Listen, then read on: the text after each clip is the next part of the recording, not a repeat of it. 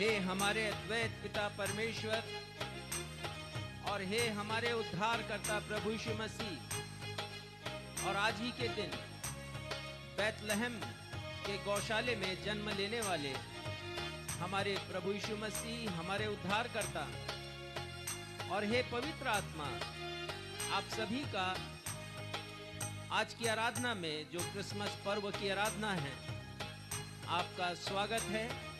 और आपकी उपस्थिति के लिए जो हमारे मध्य में हैं और हमारे दर्शकों के मध्य में हैं जो अपने मोबाइल के समक्ष हैं, पिता, हम आपको हृदय की गहराइयों से धन्यवाद देते हैं। भजनकार लिखते हैं, आओ हम यहोवा के लिए ऊंचे स्वर से गाएं, अपने उद्धार की चट्टान का जय जयकार करें।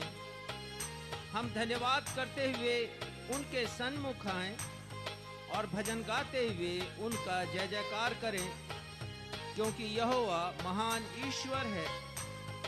इसलिए यहोवा के लिए एक नया गीत गाओ, हे सारी पृथ्वी के लोगों, यहोवा के लिए गाओ, यहोवा के लिए गाओ, उसके नाम को धन्य कहो और दिन प्रतिदिन उसके किए हुए उद्धार का शुभ समाचार सुनाते रहो।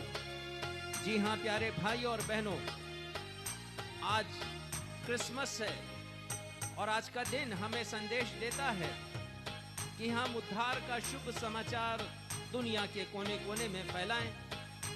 वही शुभ समाचार जिसे गडरियों ने सुना स्वर्गदूत के माध्यम से, जब उन्होंने कहा कि देखो मैं तुम्हें बड़े आनंद का सुसमाचार सुनाता हूँ, जो तुम सभी के लिए होगा कि आज दाऊद के नगर में तुम्हारे लिए एक उद्धारकर्ता जन्मा है।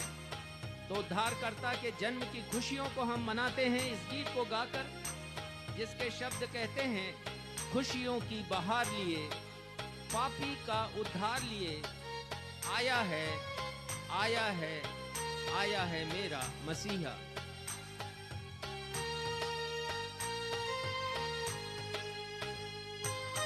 खुशियों की बहार लिए, पापी का उद्धार लिए, खुशियों की बहार लिए, पापी का उद्धार लिए, आया है मेरा मसीहा, आया है मेरा मसीहा। खुशियों की बहार लिए, पापी का उद्धार लिए, खुशियों की बहार लिए, पापी का उद्धार लिए, आया है मेरा मसीहा, आया है मेरा मसीहा।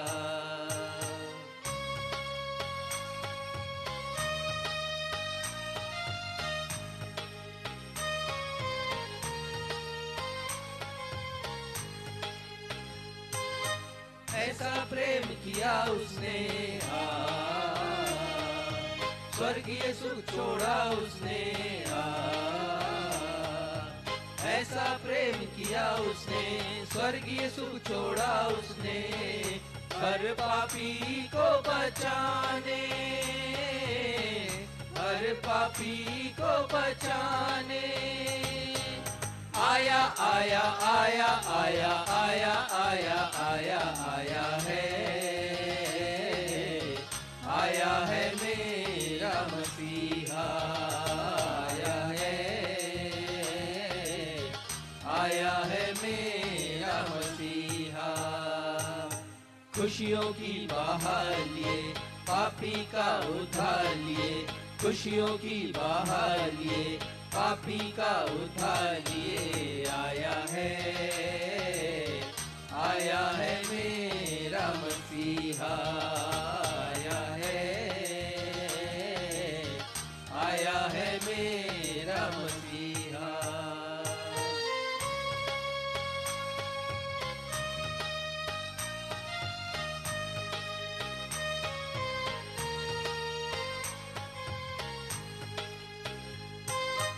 आओ हम सब मिलकर गाएं, तब तबला डफ और झांझ बजाएं। आओ हम सब मिलकर गाएं, तबला डफ और झांझ बजाएं, सबको गीत सुनाएं, सबको गीत सुनाएं। आया आया आया आया आया आया आया आया है, आया है मेरा मसीहा, आया है, आया है मेरा मसीहा। खुशियों की बाहर लिए, पापी का उद्धार लिए, खुशियों की बाहर लिए, पापी का उद्धार लिए, आया है, आया है मेरा मसीहा, आया है, आया है मेरा मसीहा, आया है, आया है मेरा मसीहा। नवजीवन एवेंजलिकल चर्च की 175th ऑनलाइन एवं ऑफलाइन क्रिसमस पर्व की आराधना में मैं आकांक्षा सक्षम मसीह आप सभी प्रभु भक्तों का अपने उद्धारकर्ता प्रभु यीशु मसीह के अतुल्य नाम में स्वागत करती हूँ एवं क्रिसमस पर्व के अवसर पर बड़ा दिन मुबारक कहती हूँ। बड़ा दिन मुबारक हो। प्रिय भाइयों और बहनों, आज क्रिसमस पर्व का दिन अर्थात प्रभु यीशु मसीह के जन्म का दिन है। हम कई वर्षों से इस पर्व को मना रहे हैं, लेकिन यदि कोई आपसे पूछे कि आपके लिए क्रिसमस का क्या अर्थ है, तो आप क्या जवाब देंगे? जब यही प्रश्न एक महिला से पूछा गया, तो उसने कहा, क्रिसमस का अर्थ उनके लिए नए वस्त्र पहनना, घर की सजावट करना और केक बनाना है। प्रिय भाई और बहनों, आज बहुतों के लिए क्रिसमस का अर्थ केवल त्योहार मनाना रह गया है, परंतु जब हम सुसमाचारों को पढ़ते हैं तो जानते हैं कि क्रिसमस का अर्थ परमेश्वर की आज्ञाओं का पालन करना है। प्रथम क्रिसमस के आसपास अनेक लोगों ने बिल्कुल ही विषम परिस्थितियों में दुख और संकट को सहते हुए आज्ञाकारिता की अद्भुत मिसाल पेश की है। आज हमारे पास्टर साहब इसी विषय पर संदेश प्रदान करते हुए हम सब को प्रेरणा प्रदान करेंगे कि हम भी उन उदाहरणों से सबक लेते हुए जीवन की मुश्किल हालातों में भी आज्ञा पालन करेंगे। आइए अब हम सब मिलकर क्रिसमस का एक लोकप्रिय गीत गाएं, जिसके शब्द कहते हैं, खुश हो मसीह अब आया है, उसको कबूल कर ले, हे सारी सृष्टि है हर एक प्राण मसीह को जगह दे। आप लोगों के पास जो फोल्डर है उसमें पेज नंबर 22 और गीत नंबर 39 है।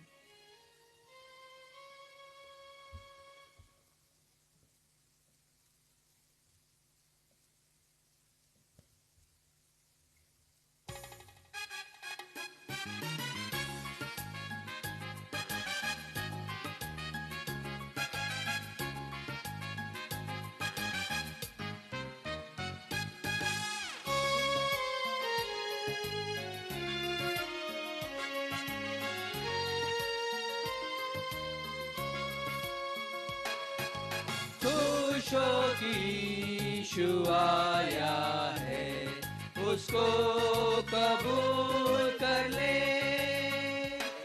ये सारी सृष्टि हर एक प्राण मसीह को जगह दे, मसीह को जगह दे, मसीह मसीह को जगह दे।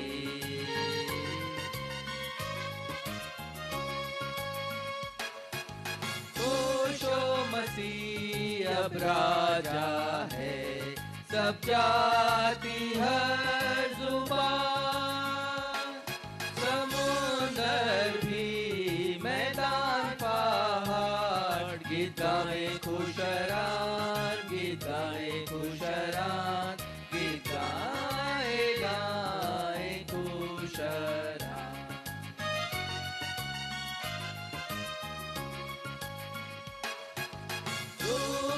तकलीफों करता दूर और पाप मिटाता है। अंधेरे में वो होता नूर, आशीष दिलाता है, आशीष दिलाता है, आशीष आशीष दिलाता है।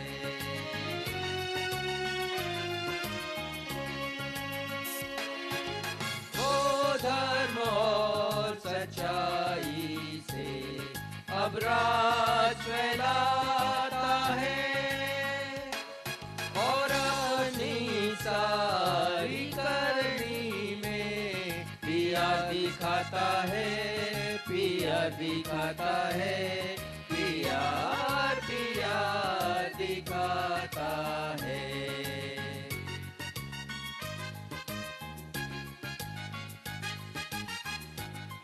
हम अपने स्थानों में खड़े हो जाएं और उत्तरवादी पाठ के लिए निकाल लेंगे भजन संहिता अध्याय 98 पद 1 से लेकर 9 तक, जिसे पढ़ने में अगुवाई मिस्टर सक्षम मसीह करेंगे।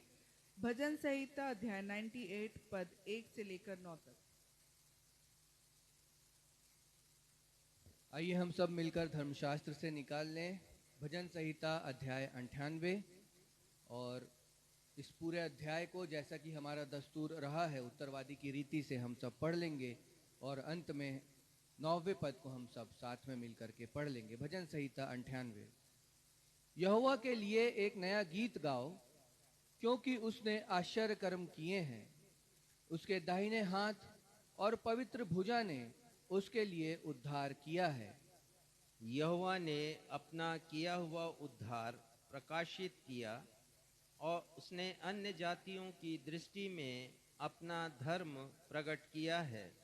उसने इस्राएल के घराने पर की अपनी करुणा और सच्चाई की सुधि ली और पृथ्वी के सब दूर दूर देशों ने हमारे परमेश्वर का किया हुआ उद्धार देखा है। हे सारी पृथ्वी के लोगों, यहोवा का जय जयकार करो, उत्साह पूर्वक जय जयकार करो और भजन गाओ। वीणा बजाकर यहोवा का भजन गाओ, वीणा बजाकर भजन का स्वर सुनाओ। तुरहियां और नरसिंगे फूंक फूंक कर यहोवा राजा का जय जयकार करो।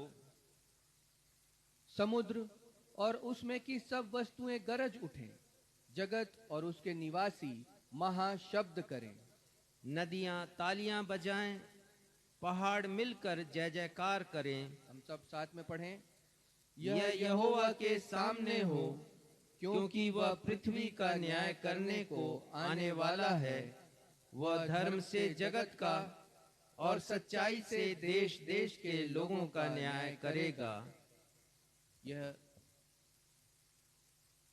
बैतलहम के गौशाले में जन्म लेने वाले प्रभु यीशु मसीह का सत्य और जीवित वचन है। परमेश्वर पिता, प्रभु यीशु मसीह और पवित्र आत्मा अपने इस वचन के पढ़े जाने, सुने जाने और समझे जाने पे हम में से हर एक को अपनी बहुतायत की आशीषों से परिपूर्ण करें। हम सब कहें आमीन। आमीन। कृपया स्थान ग्रहण करें। अब हमारे पास्टर साहब अब सभी को कलीसियाएं सूचनाओं से अवगत कराएंगे। सूचनाओं के पश्चात वे मध्यस्थता की प्रार्थना करेंगे।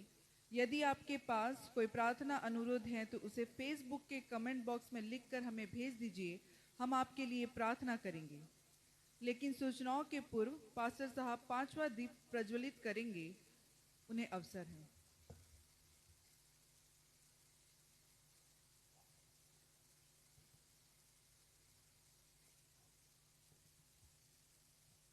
आज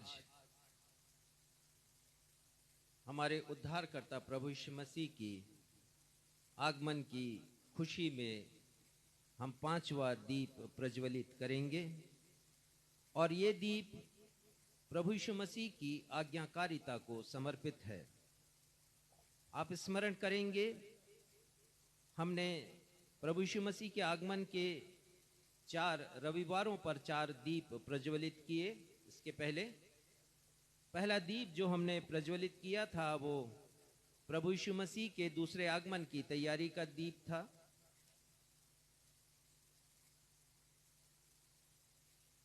दूसरा दीप जिसे हमने प्रज्वलित किया था वो हमारे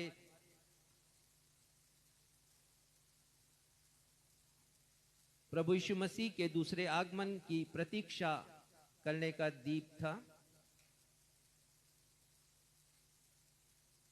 प्रतीक्षा का दीप हमने प्रज्वलित किया था। तीसरा दीप हमने जो प्रज्वलित किया था वो प्रभु यीशु मसीह के लिए परमेश्वर पिता को धन्यवाद देने का दीप था।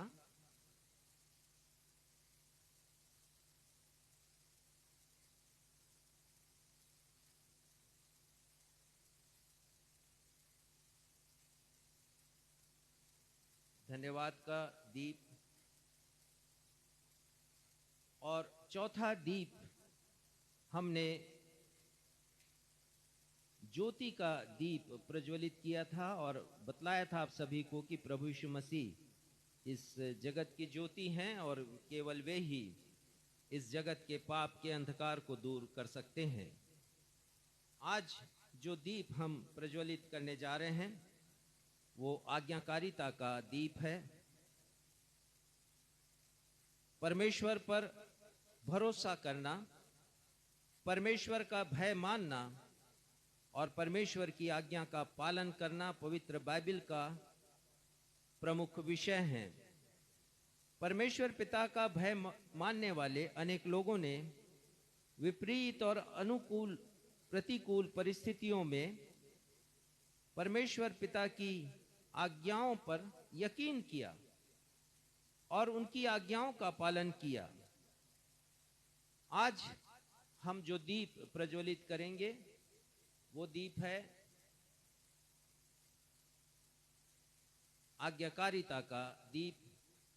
प्रभु यीशु मसीह ने अनुपम आज्ञाकारिता प्रस्तुत की। आज के संदेश में आप आज्ञाकारिता के ऊपर प्रवचन सुन सकेंगे। प्रिय भाइयों और बहनों, किसी ने कहा है the essence of Christmas is obedience, the beauty of Christmas is obedience, Christmas is a festival of obedience. अर्थात आज्ञा का पालन करना बड़े दिन पर्व की खुशबू है।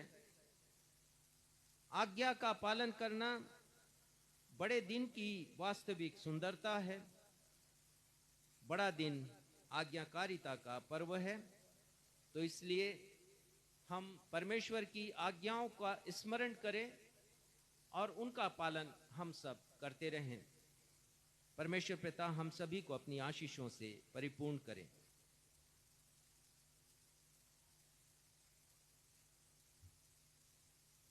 नवजीवन इवेंजलिकल चर्च की 175वीं ऑन एवं ऑफलाइन क्रिसमस पर्व की आराधना में मैं पास्टर राजेश मसीह आप सभी का स्वागत करता हूं एवं आप सभी को आत्मिक रूप से आशीषित क्रिसमस पर्व की मुबारकबाद देता हूं। बड़ा दिन मुबारक हो। आप भी कहें बड़ा दिन मुबारक हो। बड़ा दिन मुबारक हो। बड़ा दिन मुबारक हो। हमारे दर्शक जो अपने अपने मोबाइल के समक्ष हैं, टेलीविजन के सामने हैं, वे भी इसकी पुनरावृत्ति करेंगे। बड़ा दिन मुबारक हो। बड़ा दिन मुबारक हो। सूचनाएं इस प्रकार से हैं। 31 दिसंबर की रात वर्ष 2022 की अंतिम रात होगी। साथ ही इसी रात की मध्यरात्रि से एक नया वर्ष 2023 का प्रारंभ होगा। वर्ष 2022 की विदाई और नए वर्ष 2023 का स्वागत हम प्रार्थना, वचन की संगति, वॉच नाइट सर्विस के द्वारा करेंगे। वॉच नाइट सर्विस की आराधना रात्रि 11 बजे प्रारंभ होगी। हमारे जितने भी दर्शक हैं जो अपने इस समय ऑनलाइन मौजूद हैं, अपने मोबाइल के समक्ष कृपया इसे नोट कर लें। 31 दिसंबर रात्रि 11 बजे वॉच नाइट सर्विस में आप हिस्सा ले सकते हैं।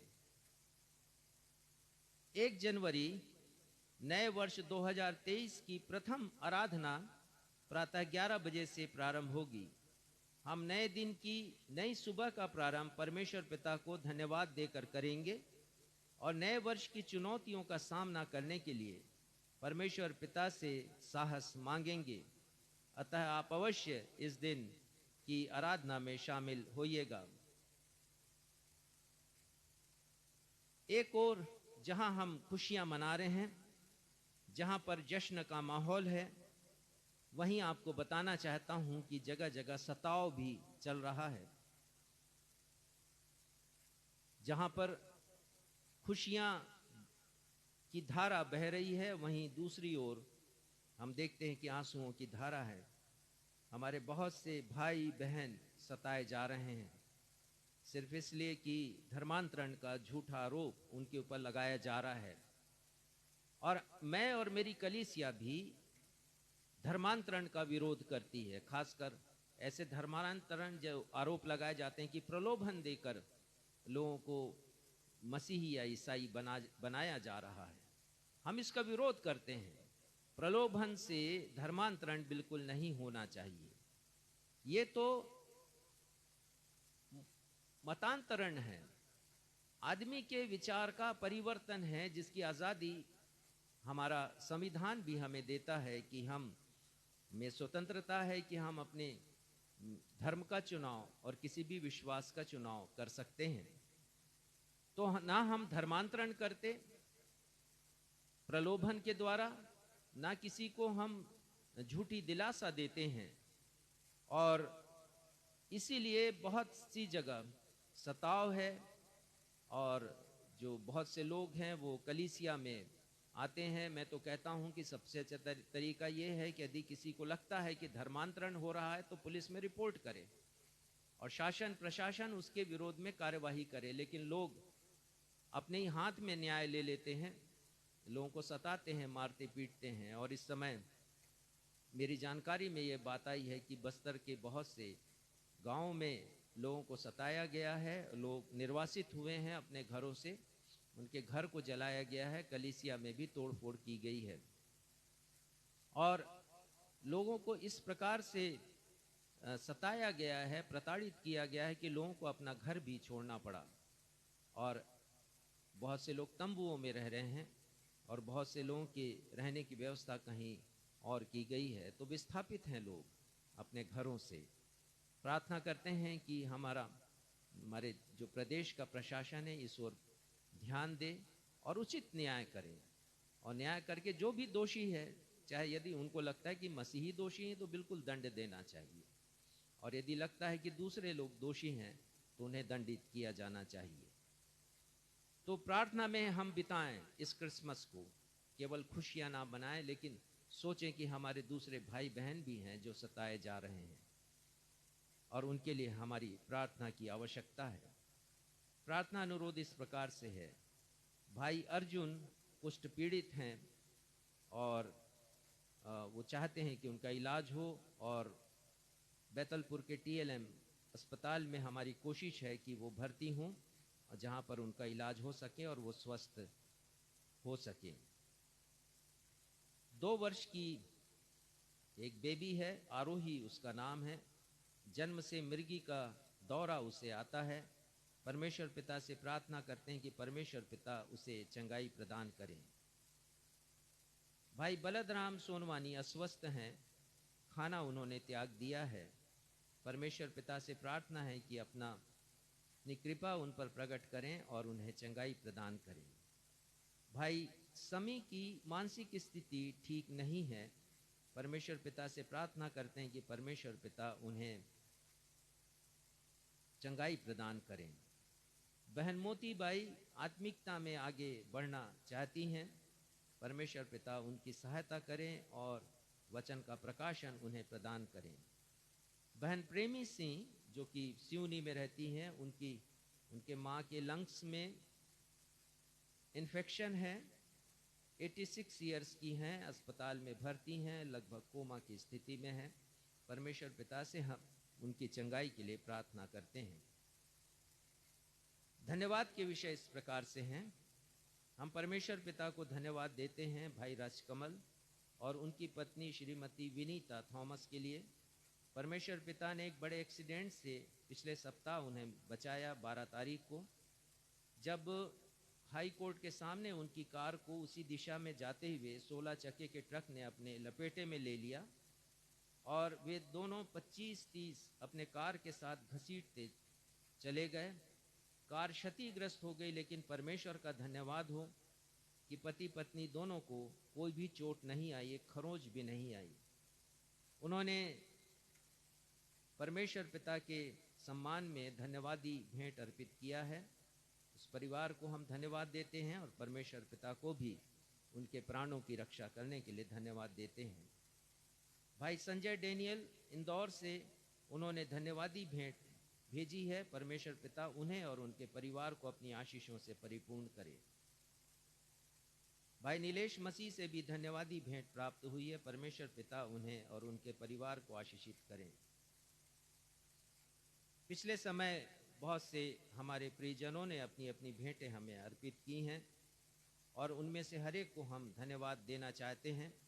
और हमारी ये परंपरा रही है कि हम कलीसियाई सूचनाओं के समय उन्हें धन्यवाद दें। तो कुछ नाम मैंने पहले पढ़ दिए हैं, पहले की आराधना में, रविवारी आराधना में, और कुछ और नामों को मैं आज पढ़ना चाहूँगा। हम धन्यवाद देना चाहते हैं श्री एम.ए. बेग के लिए, जो रिटायर्ड DEO हैं। बेटी के सफल ऑपरेशन पर उन्होंने एक परमेश्वर पिता से मन्नत मांगी थी कि सब कुछ ठीक रहा तो वो एक राशि वो देंगे ताकि गरीबों को भोजन खिलाया जा सके क्रिसमस सेलिब्रेशन के अवसर पर। और उन्होंने एक बड़ी राशि ला के हमें दी। परमेश्वर पिता को हम धन्यवाद देते हैं। वो रिटायर्ड है, परंतु उनके हृदय में ऐसे लोगों के लिए बहुत बड़ी जगह है, परमेश्वर के लिए प्यार है। परमेश्वर पिता उन्हें अच्छा स्वास्थ्य दे और उनके जीवन में उन्हें आगे बढ़ाते ले जाए। उसी प्रकार मैं उल्लेख करना चाहूँगा मिसिस सिंधु पिल्ले को, जो कुछ उन्होंने भी एक राशि हमें दी है ताकि हम उन लोगों को जो भिक्षावृत्ति पर जीवन व्यतीत करते हैं उन्हें हम भोजन खिला सकें। परमेश्वर पिता उन्हें अपनी आशीषों से परिपूर्ण करे। जब मैंने कहा कि आपने ये बहुत बड़ी राशि हमें दी है, तो उन्होंने कहा जो कुछ परमेश्वर ने मुझे दिया वो मैंने दिया, मेरा तो कुछ भी नहीं है। बहुत अच्छे उनके विचार हैं। इसी के साथ मैं धन्यवाद देना चाहूँगा मिस्टर संदीप, मिसिस अनीता राम को, मिसिस मैरीना लाल को, मिस्टर सुनील और मिसिस अमृता शेवांग को, मिस्टर आशीष और मिसिस प्रतिमा पॉल को, मिसिस किरण सैमुअल को, Mr Pradeep and Mrs Sheela Jacob को, मिस्टर राकेश और मिसिस नीना श्रीवास्तव को, मिस्टर अमित और Mr Amit and Mrs Sangeeta James को, मिस्टर जयदीप और मिसिस मौसमी रॉबिन्सन को, मिस्टर N.K. जेम्स और मिसिस नलिनी जेम्स को, Mr Shailendra and Mrs Neelam Solomon को, मिस्टर प्रणय और मिसिस प्रीटा रॉय को, मिस्टर प्रखर रॉय को, मिसिस मंजुला रॉय को, मिसिस मधु अग्रवाल को, मिसिस स्मिता बख्श को, मिसिस इलिशिबा नाथ को, मिस्टर सुनील और मिसिस अर्चना दास को, मिस्टर शरद और मिसिस नीलिमा पापुला को, मिस्टर सुधाकर और मिसिस सिंथिया लोनारे को, Reverend Anil and Mrs Lata James को, मास्टर आइजक और मिसिस नैनिका सैमुअल को, Mr Thanga and Mrs Angelina Raj को, मिस्टर अनिल और मिसिस साधना चरण को, मिसिस उर्मिला कॉल्विन को, मिस्टर भगवान दास को, मिस्टर कैरल और मिसिस शिखा लाल को, मिसिस सुनैना सिंह को, मिसिस शकुंतला नजात और मिस्टर अजय नजात और पूरे परिवार को, और मिस्टर राहुल विलियम को। आप सभी को मैं हृदय से धन्यवाद देता हूँ आपकी इन भेंटों के लिए जिनके माध्यम से हम परमेश्वर की महिमा करते हैं, विशेषकर उन लोगों के मध्य में जो भिक्षावृत्ति पर अपने जीवन को व्यतीत करते हैं। तो आइए हम इन सारी बातों के लिए परमेश्वर पिता को धन्यवाद दें। हम परमेश्वर पिता से प्रार्थना करें। हे हमारे पिता, क्रिसमस पर्व के इस शुभ दिन पर हम आपके सिंहासन के समक्ष अपने उद्धारकर्ता बैतलहम के गौशाले में जन्म लेने वाले प्रभु यीशु मसीह के अतुलनीय नाम में उपस्थित हैं। हम धन्यवाद देते हैं पिता आपकी हर एक कृपा के लिए जो हम पर हुई है, और सबसे बड़ी कृपा जो हम पर हुई वो ये है कि हमने प्रभु यीशु मसीह के द्वारा उद्धार को पाया है, और उस उद्धार के द्वारा पिता हम आप तक पहुंच पाते हैं। ये हमारी सबसे बड़ी उपलब्धि है। आपके द्वारा दिया गया सबसे बड़ा उपहार यदि कोई है तो वो ये है कि आप स्वयं मनुष्य बन गए मनुष्य को बचाने के लिए। तो इन सारी बातों के लिए हम धन्यवाद देते हैं, और आज के दिन सारी बातों को हम स्मरण करते हैं। पिता धन्यवाद देते हैं हम उन सारे विषयों के लिए जो धन्यवाद के विषय आज हमने पढ़े। हर एक लोगों के लिए धन्यवाद देते हैं जिनके जीवन की आपने रक्षा की, जीवन में आत्मिक और भौतिक रीति से आगे बढ़ाया, जिनके द्वारा दी गई भेंटों के द्वारा हम आपकी सेवा कर सकते हैं, उन लोगों के मध्य पहुंच सकते हैं पिता जो निर्धनता में अपने जीवन को बिताते हैं, अभावग्रस्त लोग हैं, उपेक्षा के शिकार हैं, और अनेक लोग घृणा के भी शिकार हैं। पिता हम प्रार्थना करते हैं उन निवेदनों के लिए जिसे अभी हमने पढ़ा, जिन्हें चंगाई की आवश्यकता है पिता उन्हें आप चंगाई प्रदान करें, और जिसकी भी जैसी आवश्यकता है उस आवश्यकता को आप पूरी करें। नवजीवन इवेंजलिकल चर्च की आगामी सभाओं को हम आपके हाथों में सौंपते हैं, और नवजीवन सेवा समिति की आगामी योजनाओं को भी आपके हाथों में सौंपते हैं। आपका आशीर्वाद हम चाहते हैं। साथ ही पिता हम प्रार्थना करते हैं उन लोगों के लिए जो सताव के दौर से गुजर रहे हैं, जिन्हें पिता अकारण मारा पीटा गया है और उनके खिलाफ पुलिस में प्रकरण भी दर्ज कराया गया है। पिता ऐसे लोगों के ऊपर आपकी कृपा हो, और पिता प्रभु यीशु मसीह ने कहा कि अपने सताने वालों के लिए प्रार्थना करो, तो हम उनके लिए प्रार्थना करते हैं पिता, उनके उद्धार के लिए प्रार्थना करते हैं। जैसे आपने हमें बचाया शैतान के दासत्व से, अपनी अधीनता में आप ले करके आए हैं पिता, वैसे ही उन्हें भी आप बचाएं पिता, ताकि वो सच्चे जीवते परमेश्वर को जान सके। आगे की आराधना को हम आपके हाथों में सौंपते हुए अपनी इस प्रार्थना को आपके बेटे हमारे मुक्तिदाता प्रभु यीशु के नाम से मांगते हैं। सुनिए और ग्रहण कीजिए। आमीन।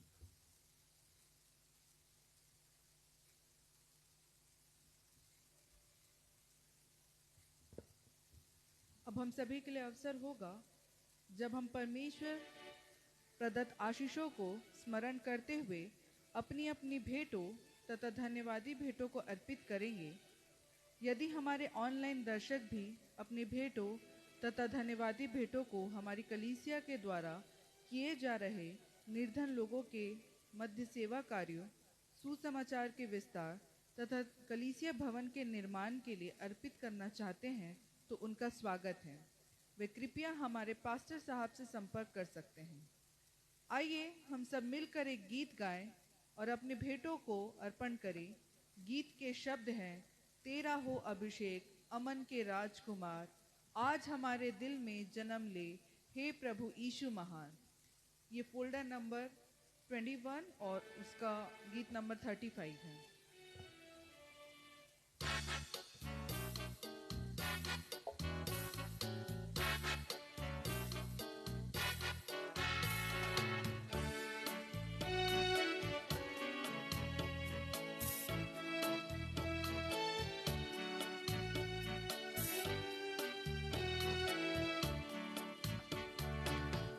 तेरा हो अभिषेक अमन के राजकुमार, आज हमारे दिल में जन्म ले, हे प्रभु यीशु महान, हे प्रभु यीशु महान। तेरा हो अभिषेक अमन के राजकुमार, आज हमारे दिल में जन्म जन्म ले। हे प्रभु यीशु महान, हे प्रभु यीशु महान।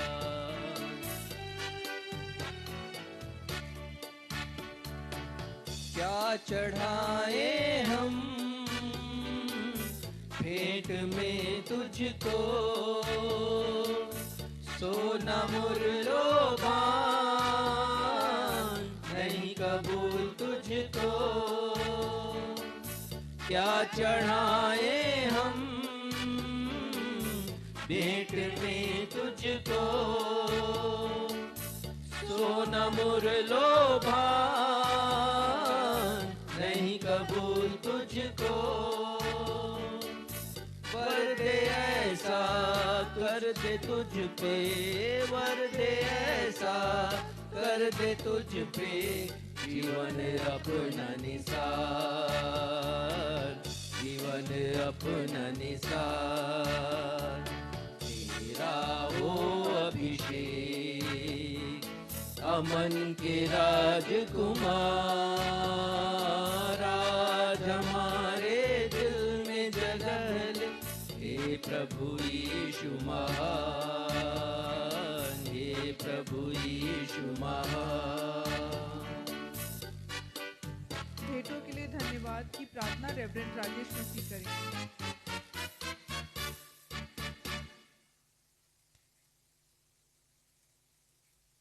आइए इन भेंटों को और साथ ही अपने आप को हम परमेश्वर पिता को समर्पित करें।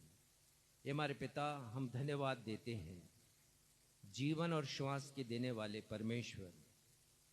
राजा दाऊद कहते हैं कि मैं परमेश्वर को क्या दूं, सब कुछ जो जिसे मैं अपना कहता हूं परमेश्वर का दिया हुआ। पिता, हम धन्यवाद देते हैं इन भेंटों के लिए जो आपकी ही कृपा से हमें प्राप्त हुई हैं, और सबसे बढ़कर के पिता हम अपने उद्धारकर्ता प्रभु यीशु मसीह के लिए धन्यवाद देते हैं, जिनके विषय में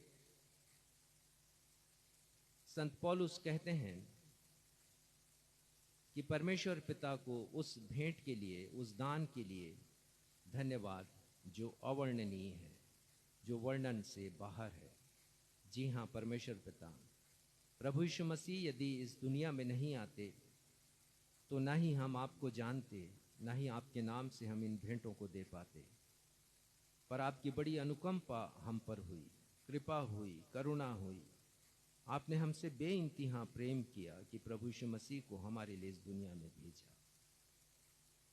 और इसीलिए अभी हमने गीत गाया, क्या चढ़ाएं हम भेंट में तुझको, सोना मुरलोभान नहीं कबूल तुझको। पिता, हम कुछ भी भेंट नहीं चढ़ा सकते, केवल धन्यवाद दे सकते हैं। धन्यवाद का बलिदान आपको हम समर्पित करते हैं इन भेंटों के साथ, और अपने आप को कि पिता हमारे जीवन में हम जो कुछ करें आपके नाम की महिमा के लिए करें। धन्यवाद देते हुए अपनी इस प्रार्थना को आपके बेटे हमारे मुक्तिदाता प्रभु यीशु मसीह के अतुलनीय नाम में मांगते हैं। सुनिए और ग्रहण कीजिए। आमीन।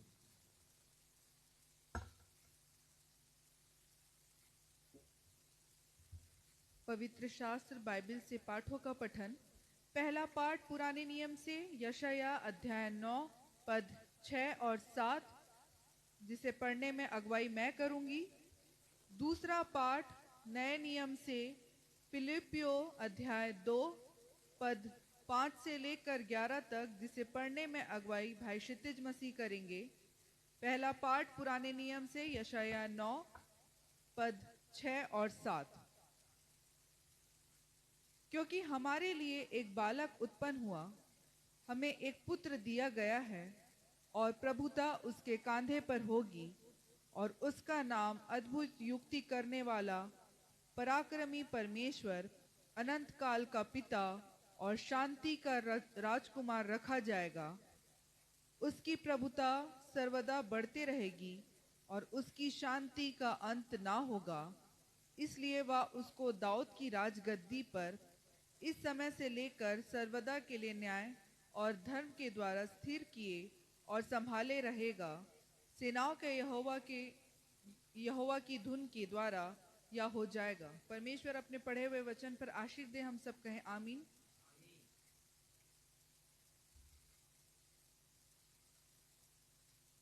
पवित्र शास्त्र में से दूसरे पाठ के लिए निकाल लेंगे नए नियम से फिलिपियों की पत्री अध्याय 2 पद 5 से 11 तक।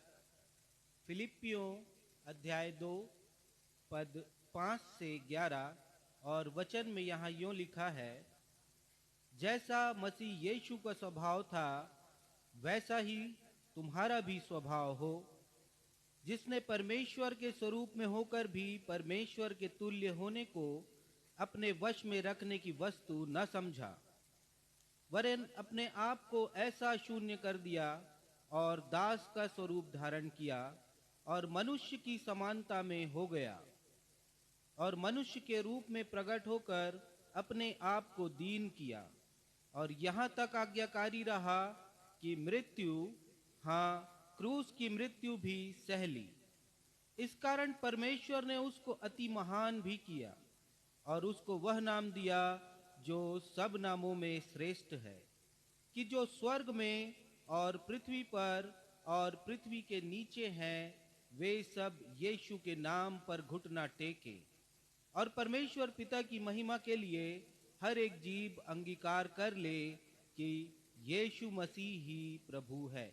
यह जीवित और शाश्वत परमेश्वर का जीवित वचन है। परमेश्वर पिता इन वचनों के पढ़े सुने और समझे जाने पर हम में से हर एक को आशीषित करे। हम सब कहें आमीन। सुसमाचार पाठ के लिए हम निकाल लेंगे लूका रचित सुसमाचार अध्याय 2 पद 8 से लेकर 20 तक, जिसे पढ़ने में अगुवाई रेवरेंड राजेश मसीह करेंगे। लूका रचित सुसमाचार अध्याय 2 पद 8 से लेकर 20 तक।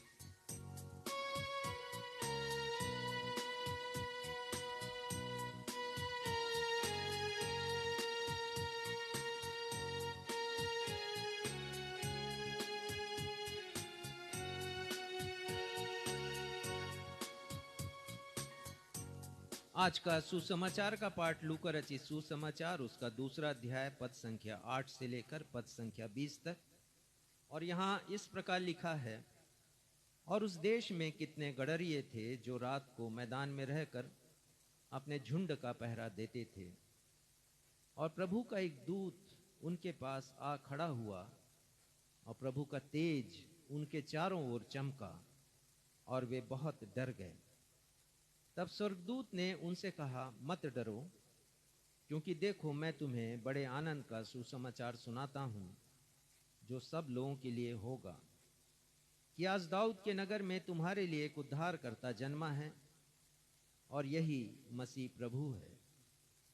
और इसका तुम्हारे लिए यह पता है कि तुम एक बालक को कपड़े में लिपटा हुआ और चरनी में पड़ा पाओगे। तब एकाएक उस स्वर्गदूत के साथ स्वर्गदूतों का दल परमेश्वर की स्तुति करते हुए और यह कहते दिखाई दिया, आकाश में परमेश्वर की महिमा और पृथ्वी पर उन मनुष्यों में जिनसे वह प्रसन्न है शांति हो। जब स्वर्गदूत उसके पास से स्वर्ग को चले गए तो गडरियों ने आपस में कहा, आओ हम बैतलहम जाकर यह बात जो हुई है और जिसे प्रभु ने हमें बताया है देखें। और उन्होंने तुरंत जाकर मरियम और यूसुफ को और चरनी में उस बालक को पड़ा देखा।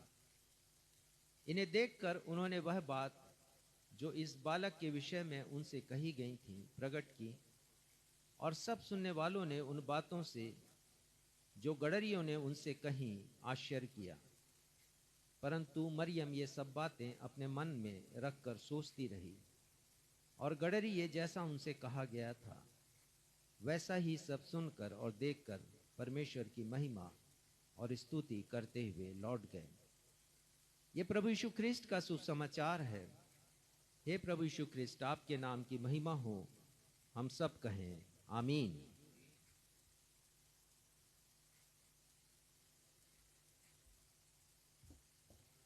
अब हम सभी के लिए अवसर होगा जब हम क्रिसमस पर्व के अवसर पर परमेश्वर पिता के दास रेवरेंड राजेश मसीह के द्वारा आत्मिक भोजन प्राप्त करेंगे।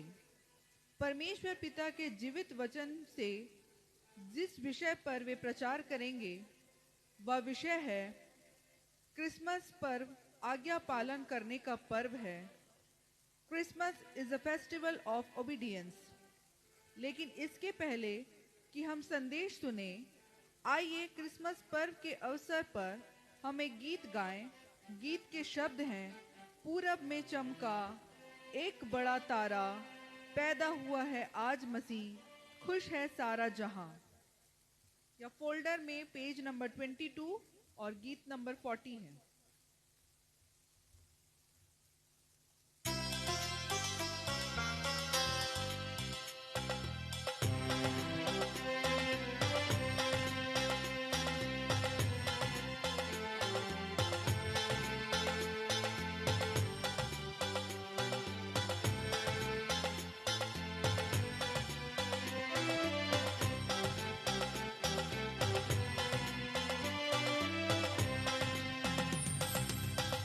पूरब में चमका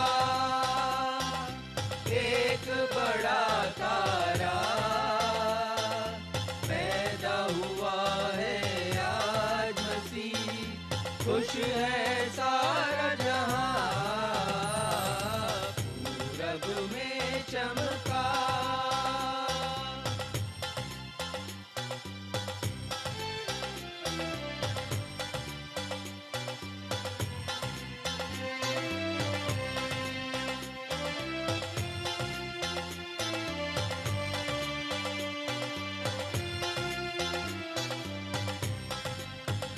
सब छोटे बड़े बूढ़े बच्चों, सब छोटे बड़े बूढ़े बच्चों, दर्शन उसके कर लो।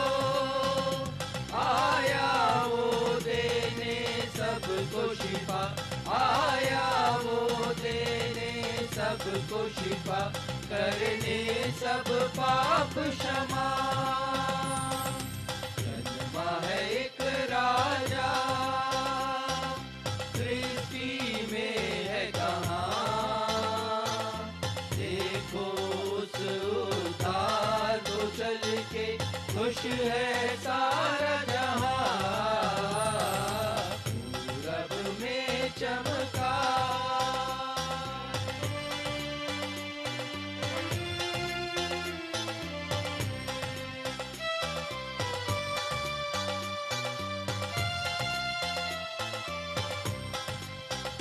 अब गम की कोई बात नहीं, अब गम की कोई बात नहीं, है शांति का वो राजा। दूतों ने आकर सबसे कहा, दूतों ने आकर सबसे कहा, चरणी में है वो राजा। मजूसी भी पूरब से आए, सोना मुरलो पान चढ़ाया, खुश है सारा जहां। पूरब में चमका। जी हाँ प्यारे भाइयों और बहनों, बड़ा दिन केवल एक रीत नहीं है, कोई विधि नहीं है, कोई तरीका नहीं है, कोई परंपरा नहीं है केवल, परंतु एक सच्चाई है। और सच्चाई ये है कि हमें प्रभु यीशु मसीह को स्वीकार करना है, जैसे परमेश्वर ने हमें स्वीकार किया और हमारे लिए वो इस दुनिया में आ गए। और यदि हम स्वीकार करते हैं तो प्रभु यीशु मसीह हमारे भी जीवन में उजाला लेकर आएंगे, अपनी ज्योति से उसे भर देंगे और वो हमारे हृदय रूपी चरणी में जन्म लेंगे।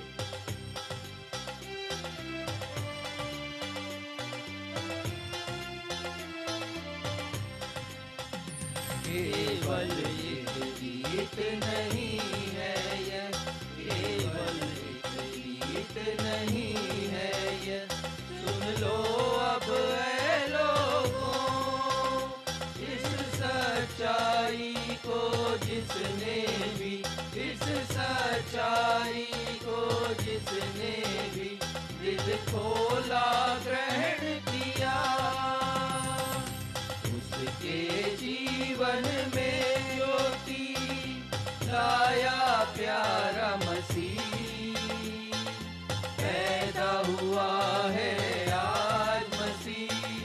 खुश है सारा जहां, पूरब में चमका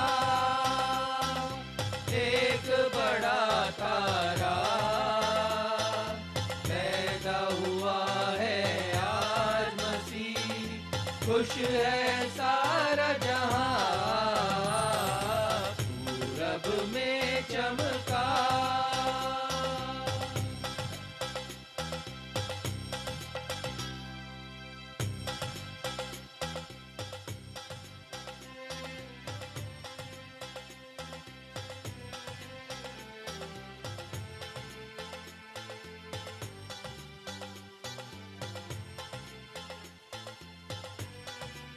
परमेश्वर की आज्ञा का पालन करना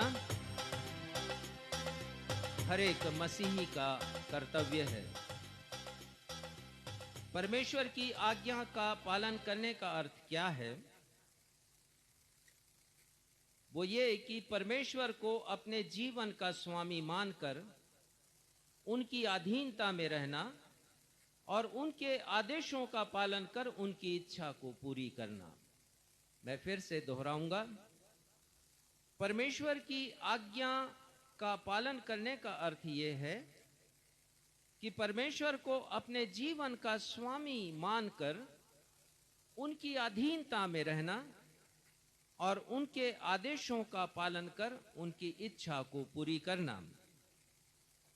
बाइबल में मनुष्य के 3 प्रमुख कर्तव्यों के विषय में बतलाया गया है।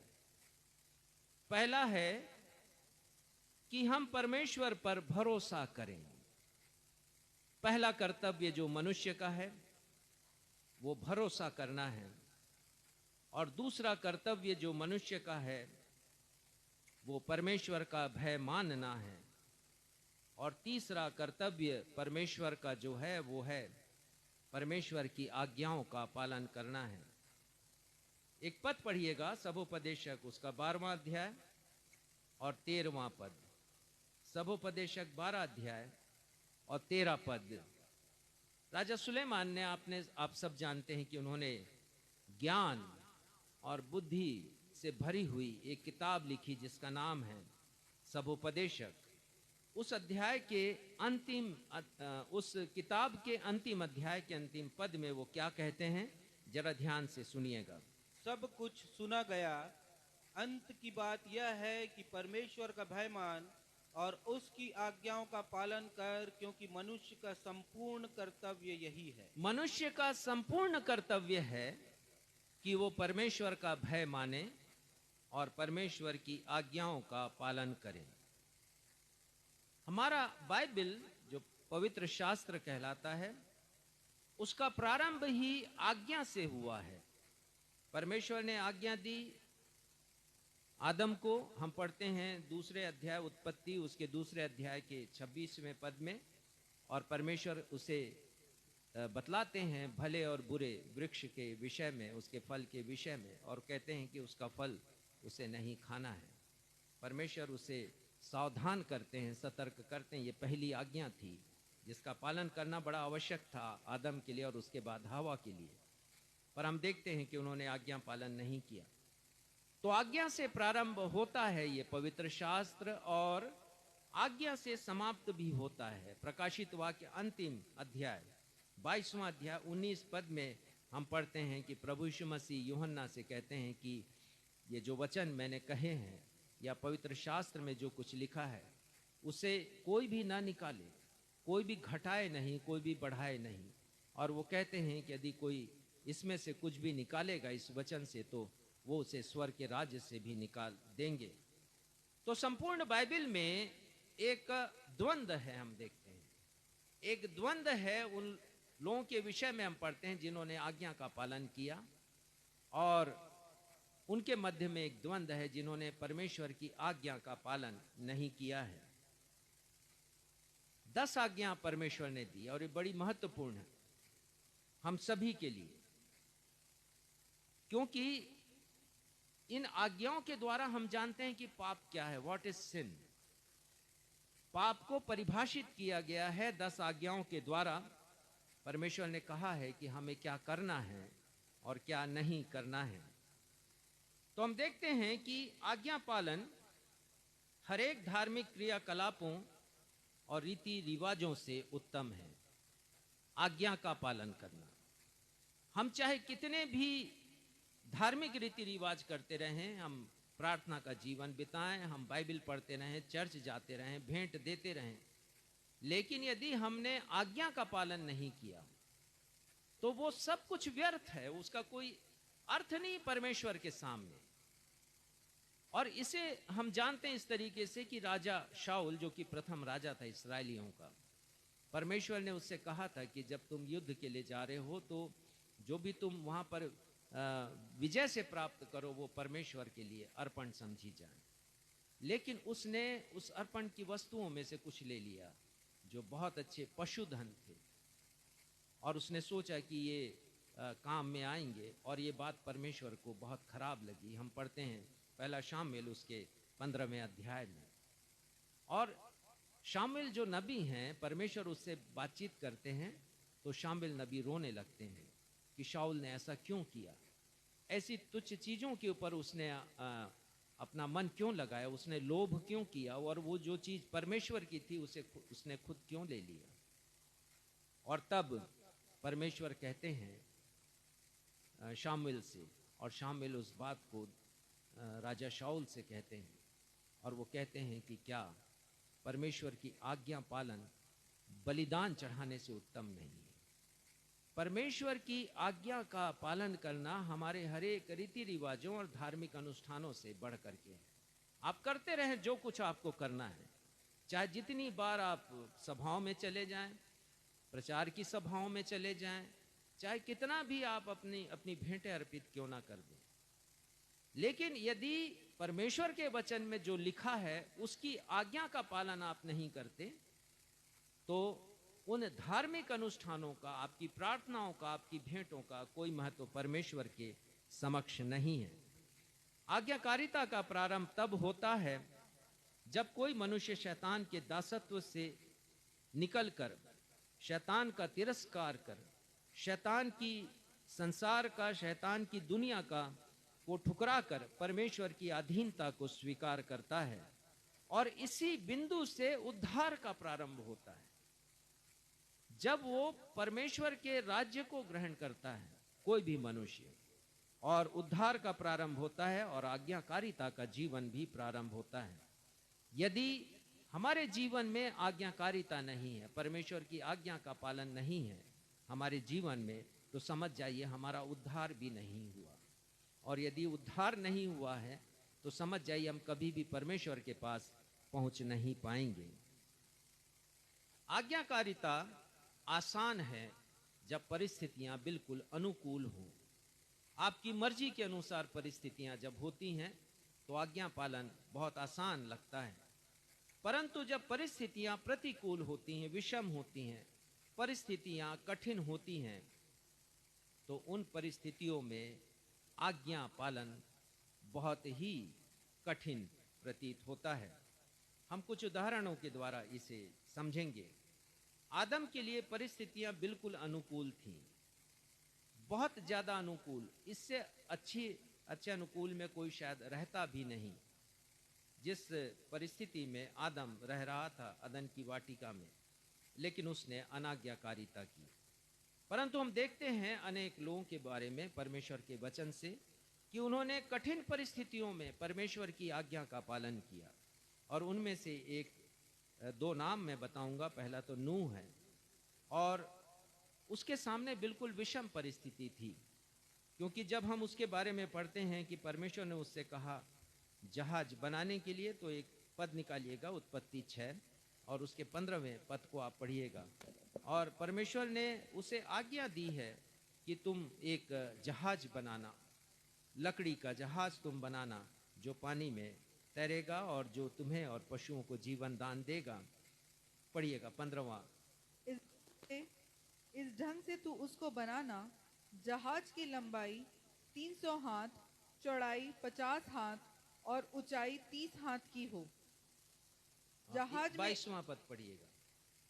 परमेश्वर की इस आज्ञा के अनुसार नूह ने हाँ, तो किया। जो परमेश्वर में लंबाई चौड़ाई ऊंचाई सब बताई थी उसको, उसके अनुसार उसने जहाज बनाया है। और लिखा है 6वें अध्याय के 22वें पद में, परमेश्वर की इस आज्ञा के अनुसार नूह ने किया। और यही बात फिर से लिखी है 7वें अध्याय के 5वें पद में, यहोवा की इस आज्ञा के अनुसार नूह ने किया। नूह ने आज्ञा पालन किया। और इब्रानी के लेखक लिखते हैं, इब्रानी 11वें अध्याय के 7वें पद में, कि जो बातें उस समय दिखाई नहीं देती थी, उन बातों पर नूह ने यकीन किया। यकीन किया कि बरसात होगी, और बादल दिखाई नहीं देते थे उस समय, वर्षा होती ही नहीं थी, पर उसने विश्वास किया। और यह है कठिन परिस्थितियों में आज्ञा का पालन करना। और उसी प्रकार हम अब्राहम के विषय में पढ़ते हैं। आप निकालिएगा इब्रानी 11वां अध्याय और उसका 8वां पद पढ़िएगा। अब्राहम को परमेश्वर पिता ने आज्ञा दी कि तू अपने पिता के घर को छोड़कर उस स्थान में जा जो मैं तुझे दिखाने वाला हूं। और हम पढ़ते हैं उत्पत्ति 12 अध्याय में कि अब्राहम ने परमेश्वर की आज्ञा के अनुसार किया। अब पढ़िएगा इब्रानी 11:8। विश्वास ही से अब्राहम जब बुलाया गया तो आज्ञा मानकर ऐसी जगह निकल गया जिसे मिरास में लेने वाला था, और यह न जानता था कि मैं किधर जाता हूँ। देखिए कितनी कठिन आज्ञा पालन है अब्राहम की। वो जानता नहीं था कि मैं किधर जा रहा हूं, लेकिन परमेश्वर ने आज्ञा दी है और उस आज्ञा का वो पालन कर रहा है। और इसीलिए जो विषय आज मैंने आपके और अपने मनन के लिए चुना है वो है क्रिसमस आज्ञा पालन का पर्व है।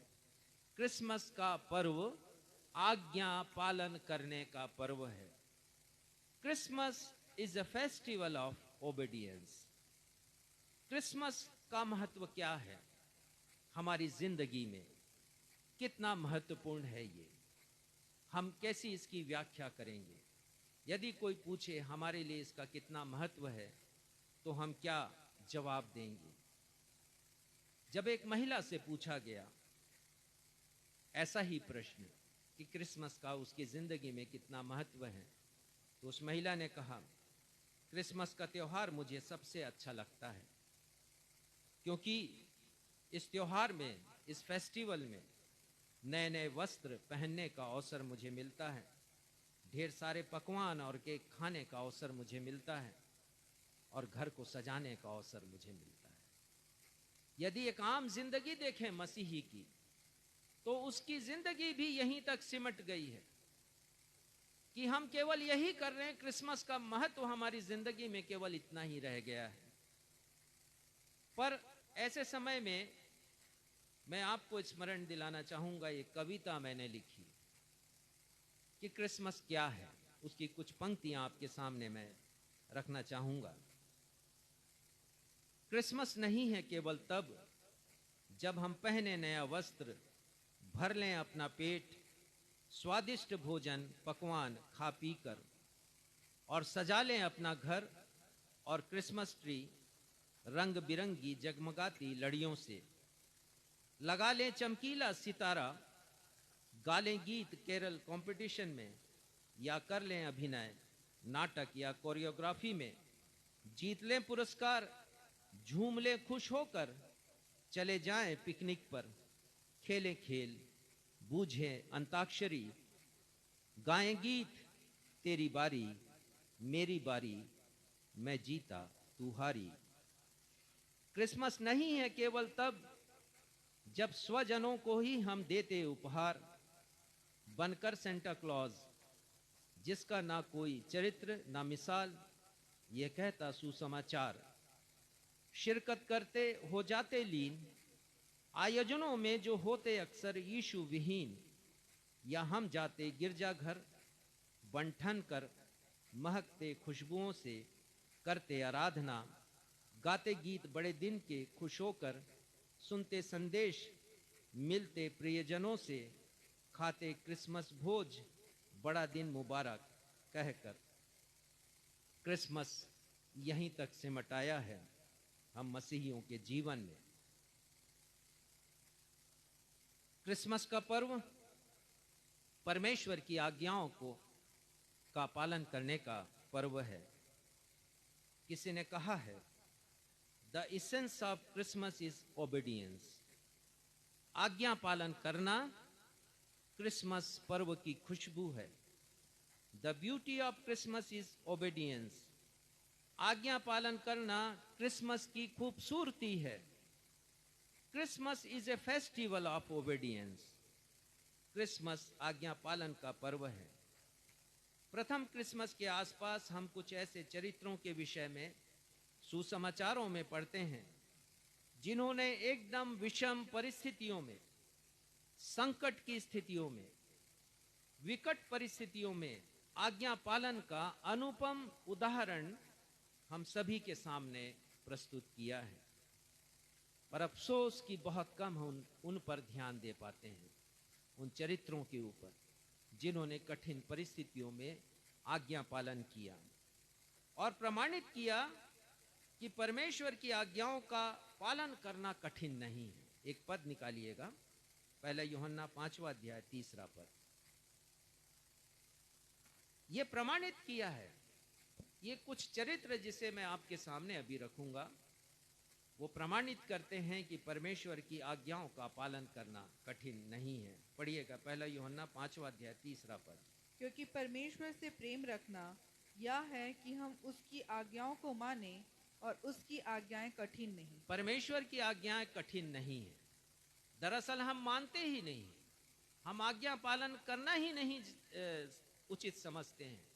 हम आज्ञा पालन करना जानते ही नहीं। और परमेश्वर का वचन कहता है कि परमेश्वर की आज्ञाएं कठिन नहीं है, हमें मानना है। अब इन चरित्रों के विषय जिनके बारे में अभी मैं बताऊंगा, उन्होंने विषम और विकट परिस्थितियों में आज्ञा पालन किया। परिस्थितियां जब उनके विपरीत थीं, सामाजिक परिस्थितियां, आर्थिक परिस्थितियां, भौगोलिक परिस्थितियां, राजनीतिक परिस्थितियां, ये सब परिस्थितियां आप समझते जाएंगे जो उनके सामने आई हैं। और इन परिस्थितियों में भी उन्होंने आज्ञा पालन किया है।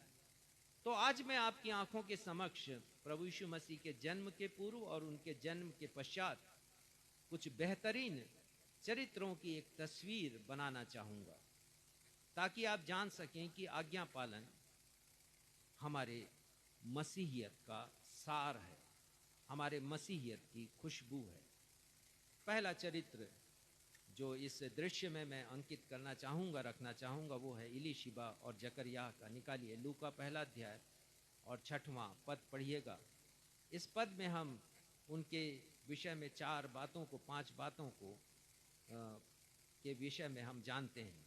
लूका पहला अध्याय 6वां पद पढ़िएगा। वे दोनों परमेश्वर के सामने धर्मी थे और प्रभु की सारी आज्ञाओं और विधियों पर निर्दोष चलने वाले थे। हाँ, देखिए, इससे 5 बातें निकल करके आती हैं। पहली बात तो ये इलीशिबा और जकरिया के बारे में मैं आपको बता दूं कि ये यूहन्ना बपतिस्मा देने वाले, उनके ये माता पिता थे। लिखा है कि दोनों परमेश्वर के समक्ष धर्मी थे, परमेश्वर का भय मानते थे। और दूसरी बात लिखा है कि आज्ञाओं का पालन करते थे, परमेश्वर की आज्ञाओं का पालन करते थे। धार्मिक रीति विधि का पालन करने में वो निर्दोष थे। पद 7 को पढ़िएगा। उनके कोई भी संतान न थी। लेकिन ये एक बड़ा शब्द है, उनकी कोई भी संतान नहीं थी। ऐसे लोग जो कि धर्मी थे, आज्ञाओं का पालन करते थे, परमेश्वर का धार्मिक रीति विधि का पालन करते थे, वो निसंतान थे, कोई उम्मीद नहीं थी। आगे पढ़िए। क्योंकि एलीशिबा बांझ थी और वे दोनों बूढ़े थे। एलीशिबा बांझ है और वे दोनों वृद्ध हो गए, लेकिन इस अवस्था में भी उन्होंने आज्ञा पालन करना नहीं छोड़ा। एक बड़ी शिक्षा मिलती है हमको क्रिसमस के आसपास दिखाए गए इस वर्णन के द्वारा, इलीशिबा और जकरिया के द्वारा, कि दोनों वृद्ध हैं। इलीशिबा बांझ हो गई है, कोई उम्मीद नहीं है, लेकिन इसके बावजूद भी वो धर्मी हैं, परमेश्वर के सामने परमेश्वर की आज्ञाओं का पालन कर रहे हैं। और इसका परिणाम क्या हुआ? इसका दूरगामी परिणाम 24 पद पढ़िएगा और 25 पद पढ़िएगा इसी अध्याय का। इन दिनों के बाद उसकी पत्नी एलिशिबा गर्भवती हुई और 5 महीने तक अपने आप को यह कह के छिपाए रखा, मनुष्यों में मेरा अपमान दूर करने के लिए प्रभु ने इन दिनों में कृपा दृष्टि करके मेरे लिए परमेश्वर ऐसा की किया है। कृपा दृष्टि हुई है। ये आज्ञा पालन करने का परिणाम है। वो तुरंत नजर नहीं आया यहां पर, परंतु देखते हैं कि काफी समय के बाद 5वां महीना जब हुआ है तब पता चला है कि वो तो गर्भवती है। दुनिया को पता चला है उस समय। परमेश्वर के अनुग्रह की दृष्टि उन दोनों के ऊपर हुई है। और हम देखते हैं कि आगे चलकर जो पुत्र उत्पन्न होता है उसका नाम वो यूहन्ना रखते हैं, जिसका मतलब है गॉड इज ग्रेशियस, परमेश्वर कृपा निधान है। दोनों ने विषम परिस्थितियों में आज्ञा पालन किया है। दूसरा, इस दृश्य में मैं दूसरे चरित्रों को रखना चाहूंगा और वो चरित्र हैं गडरियों के। निकालिएगा लूका 2:8-14, आज का सुसमाचार का पाठ जो हमारे समक्ष पढ़ा गया। लूका 2:8-14। यहाँ पर हम पढ़ते हैं कि स्वर्गदूत ने दर्शन दिया है। स्वर्गदूत के साथ स्वर्गदूतों का दल है। अचानक रोशनी चमकती है रात के अंधकार में, शायद मध्य रात्रि का समय रहा होगा, और स्वर्गदूत उपस्थित होते हैं आकाश में और ये भयभीत हो जाते हैं गडरिये, और उनको सुसंदेश वो सुनाते हैं। अद्भुत है ये जानना कि स्वर्गदूतों ने उद्धारकर्ता के जन्म का संदेश किसी अभिजात्य वर्ग को नहीं दिया। अभिजात्य का मतलब अंग्रेजी में एरिस्टोक्रेट है, हाई बॉर्न लोग हैं, नोबल लोग इसे कहा जाता है। हिंदी में ऐसे लोग जो कि कुलीन हैं, रईस हैं, अमीर हैं और उच्च वर्ग के लोग हैं, खानदानी लोग, ऐसे लोगों के पास स्वर्गदूत नहीं गए प्रभु यीशु मसीह के जन्म का सुसमाचार लेकर, उद्धारकर्ता के जन्म के सुसमाचार को लेकर। परंतु स्वर्गदूत आए हैं परिजात वर्ग के पास, ऐसे वर्ग के पास जो कि उपेक्षित लोगों का समूह है, गरीब हैं, विपन्न हैं, परिश्रम करते हैं, अति परिश्रमी, लेकिन उनको उतना परिश्रम का लाभ नहीं मिल पाता जितना परिश्रम वो करते हैं। ये लोग सुविधा विहीन लोग हैं।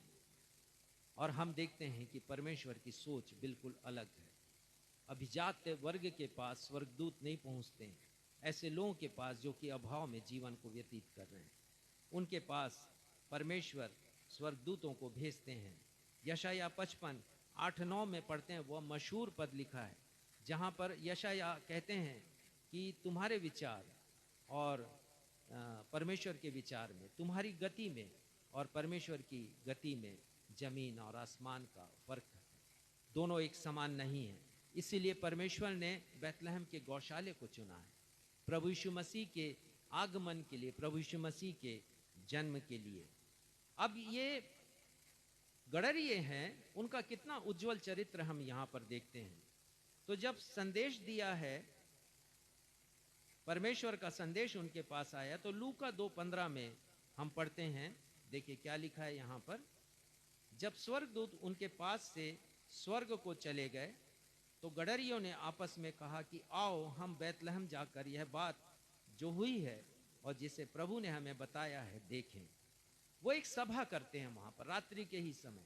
सब गडरिये वहां उपस्थित होते हैं क्योंकि स्वर्गदूतों का दल तो महिमा स्तुति करते हुए आकाश में लौट चुका है, और ये लोग देरी नहीं करते हैं और ये निर्णय लेते हैं कि हम आज्ञा का पालन करेंगे। जो बातें हमसे कही गई हैं हम जाएंगे और अवश्य उस उद्धारकर्ता को हम देखेंगे, मुक्तिदाता के दर्शन को हम जाएंगे। और उन्होंने फैसला लिया है, उन्होंने निर्णय लिया है, आज्ञा पालन का निर्णय। कठिन परिस्थिति में उन्होंने अपने भेड़ बकरी गाय बैलों संपत्ति की चिंता को छोड़ दिया है और वो चले चले हैं बैतलहम की ओर। वो चले गए हैं रात के अंधकार में। हिंसक पशुओं की उन्होंने चिंता नहीं की, सांप बिच्छू की चिंता नहीं की। उस जमाने में तो विद्युत उपलब्ध था ही नहीं, इलेक्ट्रिसिटी, और उस जमाने में तो उनके पास जो भी उजाला करने का साधन रहा होगा उसे लेकर के वो घाटियों से होकर के गुजरे होंगे और वो बैतलहम पहुंचे होंगे। कितने कठिन परिस्थितियों में उन्होंने परमेश्वर की आज्ञा का पालन किया है। और पद 20 में लिखा है यहाँ पर, और गडरिये जैसा उनसे कहा गया था वैसा ही सब सुनकर और देखकर परमेश्वर की महिमा और स्तुति करते हुए लौट गए। कितने संतोष की बात है उनके लिए, कितनी संतुष्टि उनको हुई होगी कि जैसा कहा गया था वैसा ही उन्होंने वहाँ पर पाया है और उन्होंने परमेश्वर की महिमा की है।